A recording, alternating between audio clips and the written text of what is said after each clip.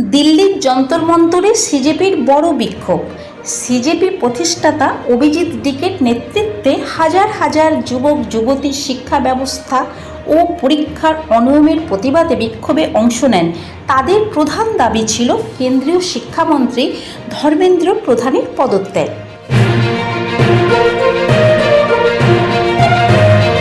কেরালায় পৌঁছেছে বর্ষা। দক্ষিণ পশ্চিম মৌসুমি বায়ু কেরালায় প্রবেশ করেছে। আগামী কয়েকদিন দেশের অন্যান্য অংশেও বর্ষা অগ্রসর হওয়ার সম্ভাবনা রয়েছে।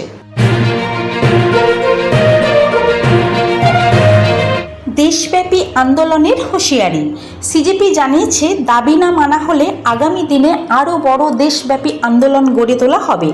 বিক্ষোভকে তারা শুধু ট্রেলার বলে উল্লেখ করেছে।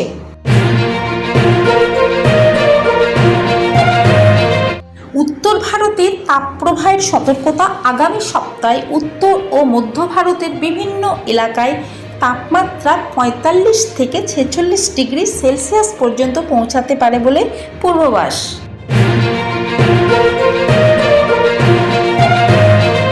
রাহুল গান্ধীর কেন্দ্রীয় সরকারের বিরুদ্ধে আক্রমণ। রাহুল গান্ধীর কৃষি ও অর্থনৈতিক নীতি নিয়ে কেন্দ্রের আলোচনা করছেন এবং কৃষকদের স্বার্থ রক্ষার দাবি তুলেছেন।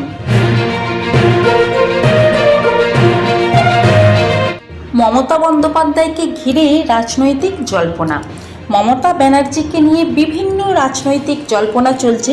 একই সঙ্গে তৃণমূলের অভ্যন্তরে মতভেদের খবরও সামনে এসেছে।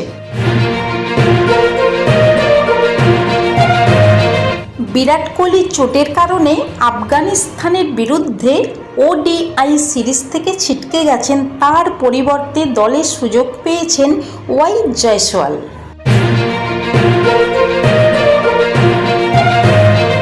তৃণমূলে অসন্তুষ্টের ইঙ্গিত। দলের গুরুত্বপূর্ণ বৈঠকে বহু বিধায়কের অনুপস্থিতি নিয়ে রাজনৈতিক মহলে আলোচনা শুরু হয়েছে।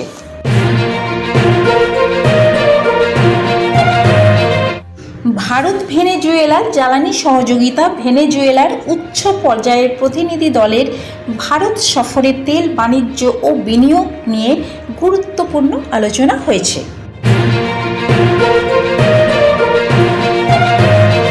এফআইআর নিয়ে গুজব খারিজ।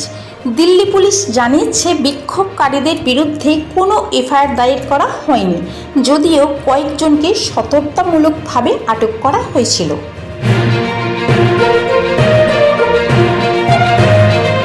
দেশব্যাপী আন্দোলনের হুঁশিয়ারি। সিজেপি জানিয়েছে, দাবি না মানা হলে আগামী দিনে আরও বড় দেশব্যাপী আন্দোলন গড়ে তোলা হবে। বিক্ষোভকে তারা শুধু ট্রেলার বলে উল্লেখ করেছে।